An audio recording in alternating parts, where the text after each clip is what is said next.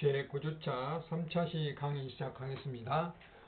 이번 강의는 탄소 중립 숲이 답이다 라는 주제로 강의를 하도록 하겠습니다.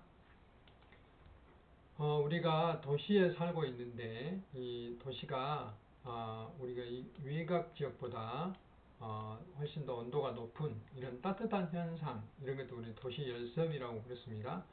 폭염은 전국적으로 일어나지만 그래도 이 폭염의 현상들이 우리가 시골 지역보다는 훨씬 더 도시가 더 빈도도 높고 그 온도도 뜨거운 현상을 알 수가 있는데, 그런 것이 바로 도시의 이렇게 빌딩 숲이 바람길을 막고 또 아스팔트 포장이라든지 이런 것 때문에 도시에 열 흡수원이 많아서 그런다고 말씀드렸죠.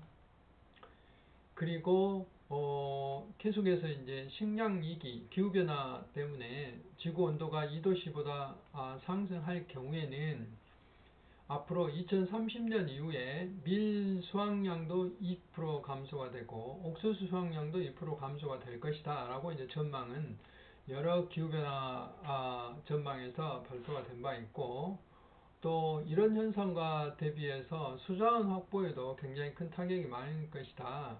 우리가 식량 생산이 줄어들면서 어떤 벼농사라든지 이런 농사를 적게 하다 보면은 아무래도 탄소 흡수량도 적고 그 다음에 수분 흡수량도 적어서 이렇게 이런 땅 모양으로 어떤 가뭄이 많이 들고 됨으로 인해서 수자원 확보에도 어려움이 많이 있게 될 것이다 하는 이제 그런 과학적인 어떤 분석 자료도 있습니다.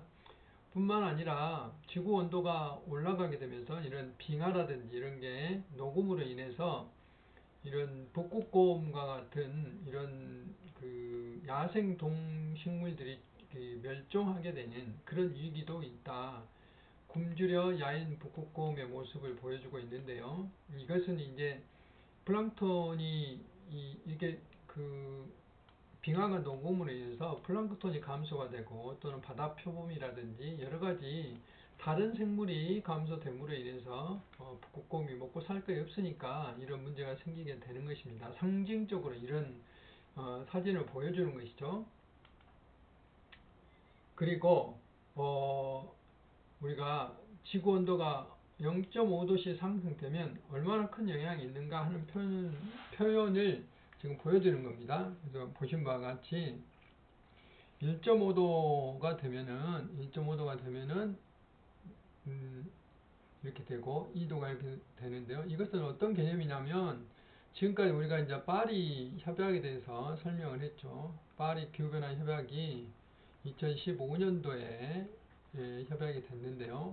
모든 나라가 참여하는 협약이라고 그랬는데 2도씨를 기준으로 하고 1.5도씨를 권장을 한다고 했어요. 근데 1.5도씨하고 2도씨하고 차이는 엄청나게 큽니다.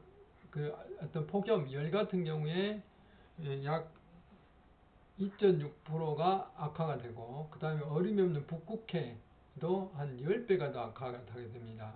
해수면 상승도 0.06m가 상승이 되게 되겠습니다. 그 다음에 생물종 같은 경우 이제 척추동물이 있고, 사람이나 뭐 아까 곰 같은 것이 되겠죠. 식물, 곤충 이렇게 비교해 봤을 때 척추동물 약 2배가 멸종위기에 속하고 식물도 2배, 곤충 같은 게 특히 약해서 3배 정도 멸종위기에 속할 것이다 라고 이야기를 하고 있어요. 뿐만 아니라 생태계에 대한 영향도 불과 0.5도씩 이렇게 높아진데도 1.86, 그 다음에 얼음이 이제 얼어져 있는 동토층, 이것도 38%가 빙하가 훨씬 더 많이 사라진다는 영향이죠. 작물 재배도 2.3배가 악화가 되고 산호초도 29%가 악화되고 어업도 3배가 악화된다. 그래서 불과 0.5도씨 차이인데도 그 악화되는 비율은 2배에서 적어도 3배 이상. 그래서 우리가 1.5도씨가 권고인데 이 권고로 할 것이 아니고 거의 강제로 해야 된다는 이야기죠. 그래서 우리나라도 2050년도 탄소 중립 그 계획 전략이 1.5도씨에 초점이 맞춰져 있어요. 이렇게 해야지만이 지구 환경을 보존할 수 있다 하는 겁니다. 이산화탄소의 불균형 흡수와 배출인데요. 우리가 지금까지 이산화탄소를 흡수하는 것이 이게 산림이죠, 산림. 그 다음에 바다에는 수많은 플랑크톤이 바로 이 플랑크톤이 식물이에요, 식물. 식물성 플랑크톤과 동물 플랑크톤이 있는데 식물이 있기 때문에 뭘 합니까? 광합성을 하죠. 광합성은 어쩐다고 그랬어요? 광합성은 이산화탄소와 물이 합성이 되는 걸 말하죠. 그래서 H12O 12 이렇게 5, 6 이렇게 해서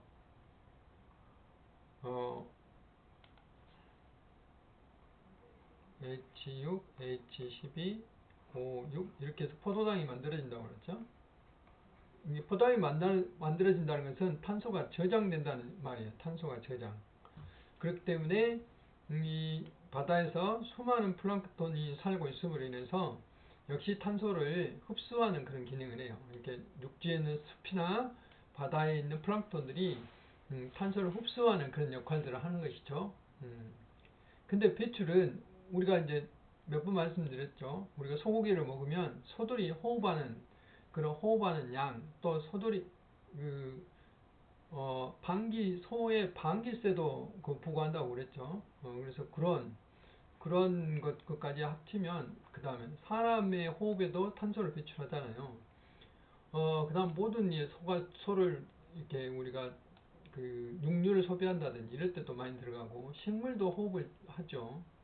그 다음에 식물의 연수나 고사, 그 다음에 우리가 수많은 활동에 의해서 어떤 연소, 자동차, 공장, 뭐 이렇게 하면서 연소하는 게 굉장히 많죠. 화석연료 되면. 이게 이제 비중이 제일 크죠, 이게.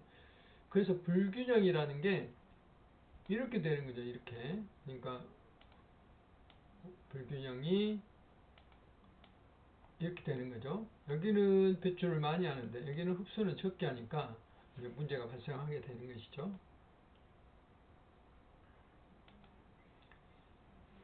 산림청에서는 이런 것들을 이제 계기로 우리나라에 2050년까지 탄소 중립을 이루기 위해서 3,400만 톤의 탄소를 흡수하겠다. 그러기 위해서 30억 그루의 나무를 심겠다 하는 것을 발표를 했는데, 이제 이때까지 다 이게 성공하려는지는 모르겠어요. 왜냐하면 우리나라에 약 27억 그루를 나무를 심고, 그 다음에 북한과의 협력을 통해서 약 3억 그루 정도의 나무를 심겠다라는 것이 이제 계획입니다. 이런 계획을 가지고 이렇게 하겠다는 것이고요. 그렇게 함으로써 탄소를 또 해외, 그러니까 동남아시아라든지 이런 쪽에 그러니까 나무를 심음으로 인해서 약 500만 톤 정도를 확보를 하겠다. 다 합쳐서 3,400만 톤을 전 지구적으로 흡수를 하겠다는 것이 이제 산림청의 계획이에요.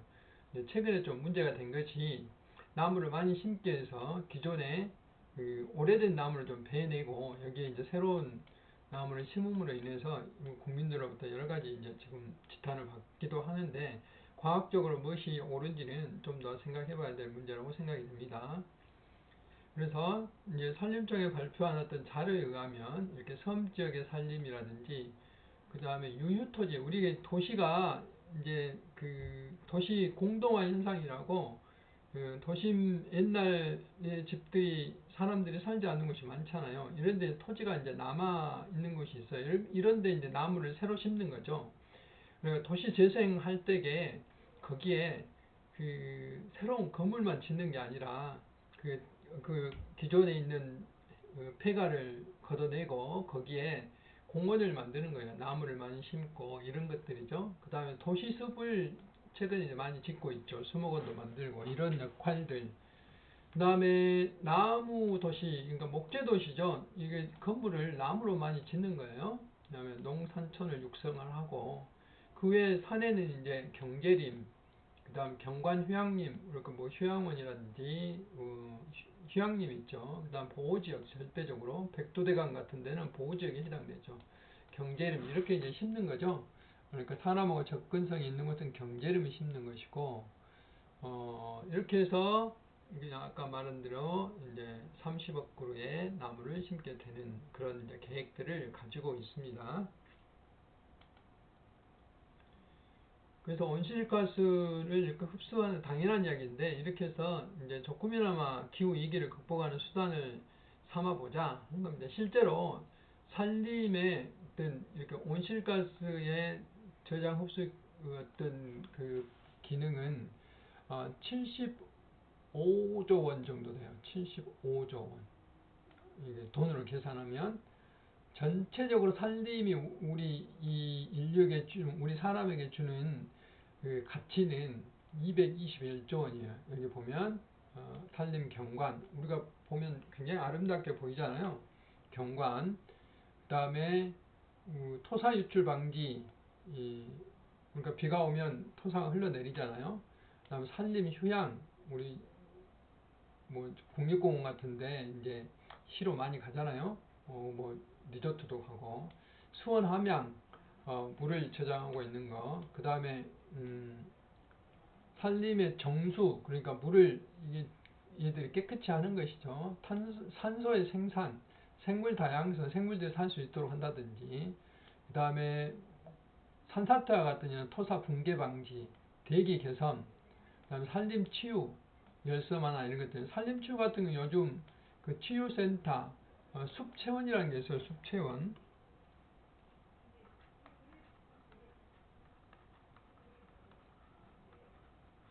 이런 데 가면 이제 그 숲체원에 가면 여러 가지 여기가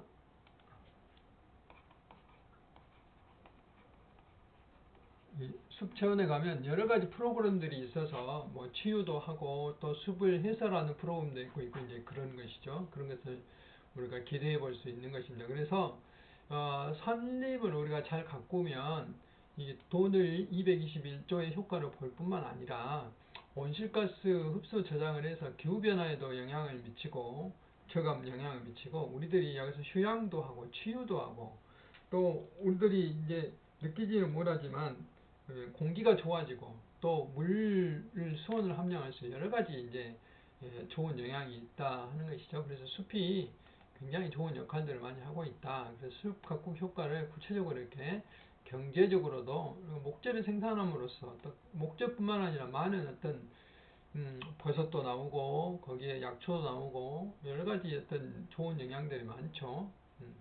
그 다음에 이산화탄소 흡수 능력은 이미 이제 말씀을 드렸고요. 이산화탄소 흡수 능력이 11%가 증가될 것이다 하는 것도 이제 산림청이 발표한 바가 있고 수온 함양뿐만 아니라 이렇게 물을 저장하는 능력, 나무들이 이제 물을 뿌리에 머금고 있으면서 이게 스며든 물들을 조금씩 배출해 주니까 홍수 조절뿐만 아니라 갈수 완화라는 게 이제 가뭄, 수질 정화 이런 기능도 있고 그러죠. 그 다음 산사태 같은 수해 예방하는데도 많은 도움을 준다 하는 것이죠. 숲이 있는 경우 이렇게 비가 많이 와도 무너지지 않는데 숲이 없는 경우는 무너져서 산사태가 난다 하는 것이 나고요. 그 다음 나무가 많이 있으면 비가 많이 오더라도 이렇게 수온이 함양되죠. 수온이 함양되는 모습, 무너지는 게 아니라 이런 것들을 이제 볼 수가 있습니다. 뿐만 아니라 오감 효과, 먹거리, 여기 뭐 버섯도 나오고 우리가 뭐 산채 비빔밥 해서 많이 팔잖아요. 그런 이제 미각 효과도 있고요. 그럼 산에 뭐 하러 갑니까? 녹색을 보면 좋잖아요. 공기도 신선하고 그런 시각적인 효과, 이한 효과죠. 그다음 청각, 산에 가면 사각사각 바람 소리 들리고 새 소리 들리고 물 소리 들리고 그러죠. 이런 진정 효과가 있죠. 후각, 피톤치드라고 했죠. 타감 물질이라고 했죠. 이런 후각, 상쾌한 냄새, 산소가 많이 배출되니까. 그 다음에 나무를 만져보면서 어떤 감촉, 촉각적인 효과, 이런 오감 효과가 있음으로써 산의 어떤 치유 효과, 휴양 효과가 있는 것입니다.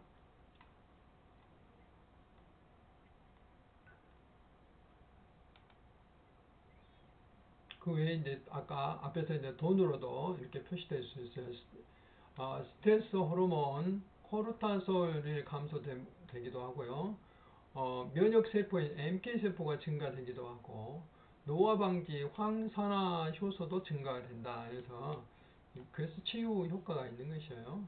그런 것도 이제 이미 과학적으로 밝혀졌고, 도시숲을 많이 만들자는 것은 탄소 저감뿐만 아니라 미세먼지 저감 효과에도 크게 도움이 된다 하는 것은 제가 미세먼지 시간에 이미 다 강의를 했던 내용을 다시 한번 강조를 하는 거예요. 미세먼지를 25.6% 저감시키고 초미세먼지는 훨씬 이건 이제 좀 기체 성분이기 때문에 더 많이 흡수가 되는 것이죠. 이런 이제 효과에 영향이 있다는 것을 나타내고 있습니다. 그래서 도시숲 1헥타를 조성하면은 168kg의 오염물질을 제거할 수 있다 하는 것을 우리는 알 수가 있습니다. 이게 지금 168인데 제 사진이 가렸네요. 다음에 그러니까 도시숲을 만들면 앞에 설명했던 열섬이라든지 대기오염 이런 물질들이 이런 현상들이 이렇게 밀집돼서 나타날 수 있는데, 그러니까 처음에 도시 조성할 때부터 이렇게 중간에 숲을 만들어서 바람길을 만들면은 미세먼지 저감에 열섬 완화 효과가 있다 하는 것들을 우리가 이제 말씀을 드렸었고요. 이래서 도시에 도시 숲이 필요하다. 기후 완화라든지 소음 감소라든지 대기 정화, 휴식 정사 함양, 그러죠. 도시에 숲이 많은 그런 도시일수록 경쟁력이 있는 것이죠. 바람길 도시로 끌어들이자 하는 내용은 제가 이미 설명을 드렸습니다. 이런 도시보다는 이렇게 호수나 숲이 많아서 바람을 충분히 확보할 수 있는 도시, 이런 도시를 만들자. 그래서 산이나 바다로부터 발생한 신선한 공기가 도시 안으로 흘러들일 수 있도록 하는 게 이제 바람길이잖아요. 이런 바람들이 도시 안으로 들어올 수 있도록 해야 된다 하는 것입니다. 이 대표적인 도시가 독일의 슈투트가르트 바람길 조성이, 아예 여기는 이제 이런 구릉지로부터 풍속이 낮고 대기 역전 현상으로 오염물이 정체됐어요. 그런데 이런 것들을 이렇게 공기댐을 만들어서 공기를 발생할 수 있는 댐, 그 다음 넓은 공간, 광장 이런 것들을 만들어으로써 도시 계획 단계에서부터 이게 1억 9천만 톤의 신선한 공기가 도시로 들어올 수 있도록, 도시가 들어올 수 있도록 이렇게 이제 조성을 한 거죠.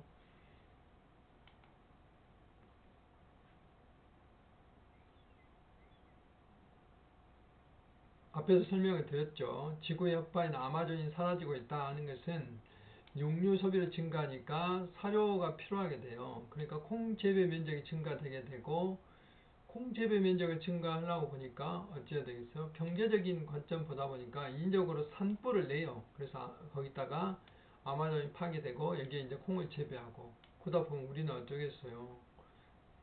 탄소 중립을 할 수가 없게 되겠죠. 그래서 이렇게 아프리카에 있는 나라들, 이쪽에 인도라든지 오스트레일리아라든지 이런 데 산불이 계속 이렇게 늘어나고 있는 거죠. 산불이. 지속적으로 산불의 증가가 많이 일어나고 있어서 좀 여러 가지 숲이 사라지고 있는 이런 문제가 많이 발생하고 있다는 것이죠. 또 한 가지 숲에 영향을 미치는 게 태양광인데요. 태양광이 온실가스 흡수원인 숲을 계속 없애는데 문제가 된 것이죠. 그러니까 탄소를 배출하지 않는 친환경 재생 에너지인 태양광을 설치하기 위해서 여기 산을 깎아내고 여기다가 이런 태양광을 설치했어요. 그럼 어때요? 탄소를 배출하지 않을런가는 모르겠지만 여기에 있는 수많은 나무들이 없어짐으로 인해서 온실가스 흡수원이 제거되고 생물 서식지가 제거되고 경관도 보기가 싫고 산사태 우려, 여러 가지 환경 문제가 발생하게 되는 것이죠. 그래서 지금은 이제 이런 데 설치할 수가 없어요. 이런 경사의 기준이 15도 낮죠. 이제 굉장히 낮은 곳에서만, 옛날에는 이런 곳에 또 태양광을 설치를 했는데 이제 이렇게 낮은 곳에만 할 수 있고, 보조금 가중치를 30% 축소한다 하는 것인데, 이제 태양광을 설치해서 많은 돈을 주질 않는다 이 말이죠. 이런 데 설치할 때는. 그 다음에 20년이 넘게 되면 이런 곳은 이제 다시 복구를 해야 된다는 조건을 낸 거예요. 복구를 해야 된다. 도로나 주거지역으로부터 여기 보면 1km 이내에서 이치 제한도 한다 이 말이죠. 이런 여러 가지 어떤 규제 사항을 만들었어요. 이런 것들을 우리는 녹색 충돌이라고 그래요. 녹색 충돌. 그러니까 탄소를 배출하지 않는 이런 재생에너지, 풍력이나 태양광이나 이런 것들을 설치하는데, 이 부지가 산이다 보면 탄소 흡수원을 제거하는 것이 되잖아요. 그래서 이 두 개가 서로 부딪히는 거예요. 그래서 이걸 이제 녹색 충돌이라고 이야기를 합니다.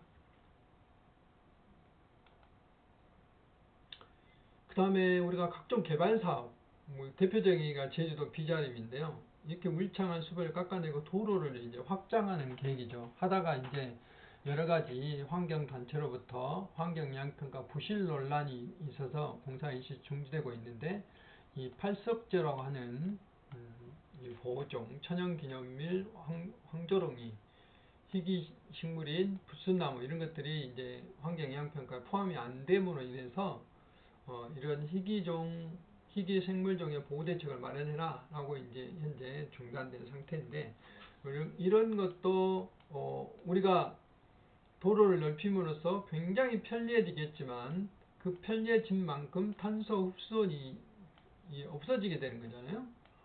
이건 녹색 충돌이 아니라 탄소 흡수원이 단순히 없어지는 것이기 때문에 우리가 생각해 봐야 돼요. 여기 좀 느리게 가면 좋지 않을까 하는 생각도 듭니다.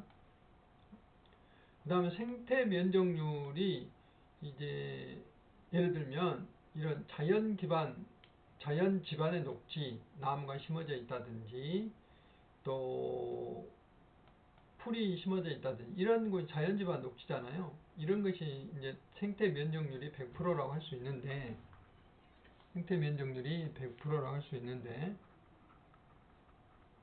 우리가 개발을 함으로 인해서 이렇게 인공지반 녹지, 우리 아파트라든지 이런 데는 이제 지상 주차장이 현재는 이렇게 공원으로 되어 있잖아요. 또는 벽면을 녹화한다든지 이렇게 연못을 만든다든지 이렇게 하게 된 것은 생태 면적률을 어느 정도 확보하는 거예요. 이거 이제 제도적으로 이렇게 하도록 하는 거죠.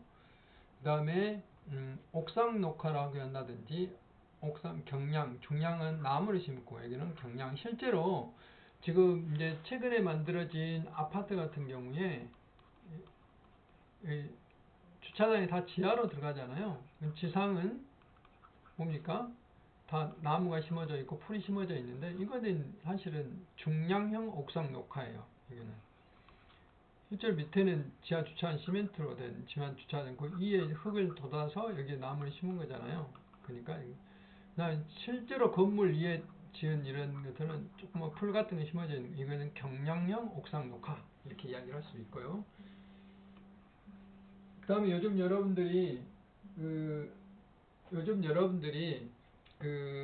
도로를 가다 보면 이렇게 주차장에 풀이 나 있는 곳이 있잖아요. 보도블록에. 이제 이런 것들이 빗물이 스며 들어가도록 하고 풀이 있으면서 탄소를 이렇게 흡수하는 것이 있죠. 이런 것을 이제 투수성 포장이라고 그러고, 여기 보신 바와 같이 여러분들 최근에 투수성 보도블록으로 되어 있는 곳을 걸어가다 보면은 어때요? 비가 와도 신발이 젖지 않잖아요. 물이 튀지 않으니까. 아스팔트 길을 가면 신발이 물이 튀어서 젖게 되는 거죠. 이제 이런 것도 영향을 볼 수 있는데, 이런 것도 물순환하고 관련이 있는 거죠. 물순환. 물이 이제 흘러 들어가도록 하는 이 물순환하고 관련이 있는 것입니다. 이런 것들은 이제 생태 면적률이라고 하는데, 이거는 이제 법적으로 이걸 규제를 하는 겁니다. 탄소는 아까 수소처럼 블루카본이라는 게 있어요. 바다에도 플랑크톤이 있다고 그랬죠. 그 다음에 거기에도 그 소금물에서 살 수 있는 염생식물, 잘피 이런 것들이 있어요. 바다에 살 수 있는 것. 또 갯벌에도 수많은 어떤 생물들이 살고 있거든요. 이런 것들이 어떤 탄소의 흡수원으로서 블루카본은 어떤 학자들은 육지에서보다 더 많은 탄소를 흡수한다라고 이야기를 할 수 있어요. 안 좋은 카본은 블랙 카본이죠. 우리 자동차 배기가스라든지 보일러에서 나오는 이런 화석 연료를 태움으로써 나오는 먼지 입자.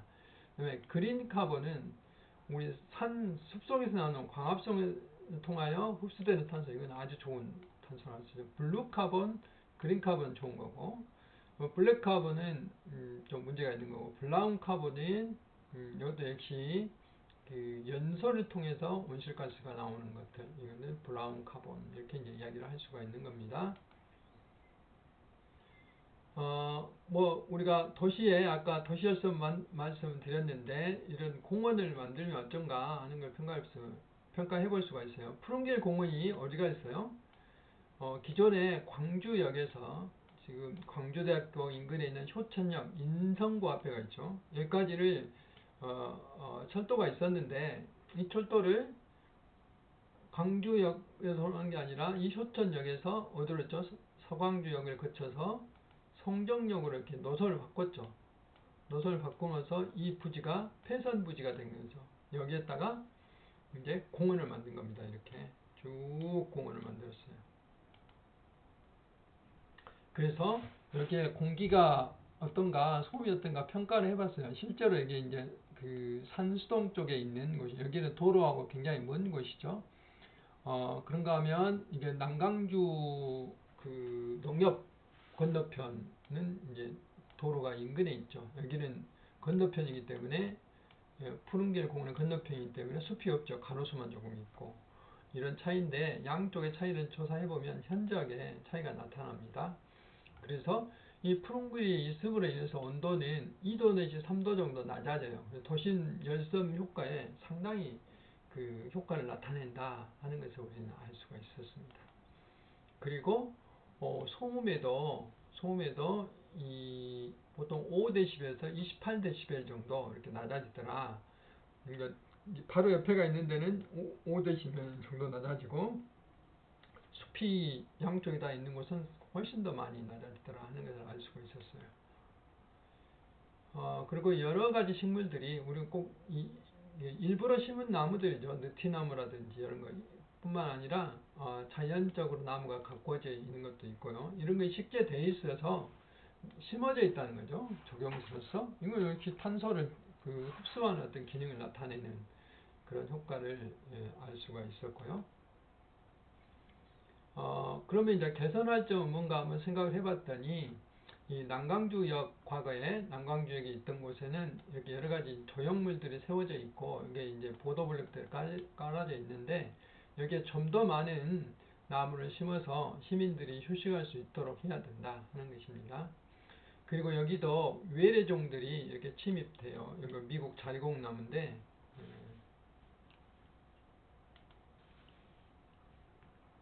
여기는 이제 노란 코스모스, 황화 코스모스라고 하죠. 제가 얼마 전에 장성 황룡강변에 가봤더니 이제 이 황화 코스모스는 거의 지고 지금 뭐 꽃배기로 백일홍하고 국화 이게 지금 굉장히 화려하게 심어져 있더라고요. 상당히 그 산책하기 좋은 코스였는데, 그다음 미국 자리곡나무 이런 것들이 이제 침입되고 있는데 좀 관리는 할 필요가 있다 하는 것이고요. 그 다음에 이 도로 변화와 가까운 쪽은 이야기 가로수 벽을 조금 더 키를 높여서 소음을 차단하는 효과가 있다 하는 것이고, 우리가 조경 설계를 할 때에 이게 이제 설계자가 만들어낸 산책길이에요. 근데 여기가 도로가 있어요. 그 다음에 여기 시끄럽잖아요, 소음이. 사람들이 자연스럽게 도로하고 멀리 떨어진 이쪽으로 걸어가면서 길이 이렇게 나버린 거예요. 그럼 어찌해야 되겠어요? 처음부터 이쪽에다 길을 만들어야 되겠죠? 여기는 나무를 심고 그랬으면은 이런 게 도로가 두 개 이중으로 날 필요가 없잖아요. 이런 것도 우리가 조경 설계를 할 때 한번 심각하게 생각해 봐야 될 일이다 하는 것입니다. 그리고 이게 이제 이렇게 물길을 만드는 게 있었어요. 이렇게 물길이 나와 있는데 어떤 지하수 용출수라든지 이런 것들을 충분히 고려해서 여기는 지금 전주의 한옥마을 같은데 그 물길이 이렇게 흐르는 곳이거든요. 이런 것들을 우리는 상시 물이 흐를 수 있도록 이런 그 조성을 많이 했으면 좋겠다. 물순환 연못이 이런 것을 말씀을 드립니다. 다음에 우리 광주의 큰 국립공원인 무등산에도 탄소 흡수원이라든지 탄소를 배출하고 피톤치드를 많이 배출하는 이런 건강한 숲길이 있기 때문에 이런 것도 이용을 많이 했으면 좋겠다 하는 것입니다. 그래서 그 숲길에 대한 내용 설명이 되겠고요.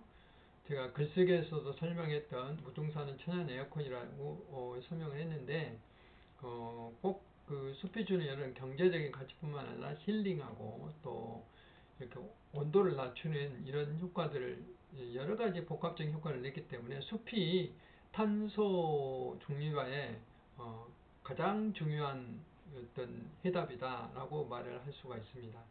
그래서 제가 이번 시간에는 1차 시에 탄소의 개념, 그 다음에 그것들이 탄소 중립을 하는 데 있어서 여러 가지 저감 방안에 대해서 말씀드렸고, 여러 가지 이론에서 2차 시에 탄소 발자국이라든지 물 발자국, 그 다음에 생태 발자국에 대해서 말씀드렸고, 마지막 3차 시에서는 이 탄소 중립을 하는데 가장 핵심적인 숲에 대해서 숲이 탄소를 저감하고 도시열섬을 저감하고 여러 가지 힐링 역할을 함으로써 경제적인 효과도 있다는 말씀을 드렸습니다. 여러 가지로 수고를 많이 하셨고요. 다시 한번 리포트에 대해서 강조를 드리는데 10월 31일까지 제 이메일 cyg2192 한메일.net으로 제출해 주시기 바랍니다. 강의 들으느라 수고 많이 하셨고 10주차에 또 뵙도록 하겠습니다. 수고하셨습니다.